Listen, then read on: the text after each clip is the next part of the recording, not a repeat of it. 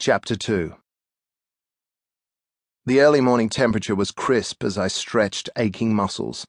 Even a punishing run couldn't lessen the grief that today brought.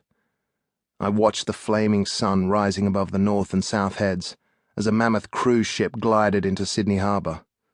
It took me back to my honeymoon when Becky and I sailed home from Noumea.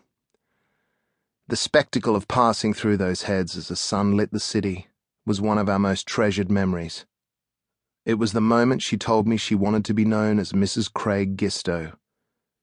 It had been 8 years now, and a song, a smell, even a sound could still trigger a volcanic release of pain from my core. If Cal had lived, he would be 11 today. The car accident that took their lives trapped Cal as an eternal 3-year-old and me as a widower. I wondered why there was a word for children who lost parents, but not one for parents who had suffered the greatest loss of all. After a quick shower and breakfast, I was comfortably heading to the city in my Ferrari Spider. On Military Road, I stopped at the traffic lights just before the turnoff to Taronga Zoo, Cal's favourite place. Memories of him hanging off a gorilla statue were interrupted by a call. Jack Morgan. It had to be late morning on the West Coast. "Hi, Jack, what can I do for you?" The LA-based owner of Private spoke quickly. "Craig, I'm on a helicopter, so we may lose connection. I'm asking for a favor.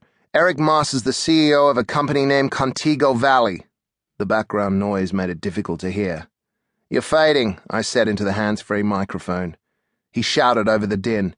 "He and his daughter are old friends. Moss was at the top of his field and disappeared 2 days ago, emailed a resignation with no explanation. Do you suspect foul play?" Jack gave directions to the pilot, then returned.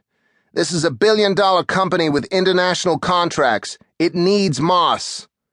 I knew some of the work the company did with safety and medical equipment. So the CEO resigned on Friday and hadn't been heard of over the weekend. He could have been drinking away his sorrows or celebrating with a young fling. I braked as a BMW cut into my lane on the approach to the Harbour Bridge. "Is the daughter high profile?" Most of Private's clients were either famous, wealthy, or both, and wanted scandals kept out of the tabloids. "She's special, Craig.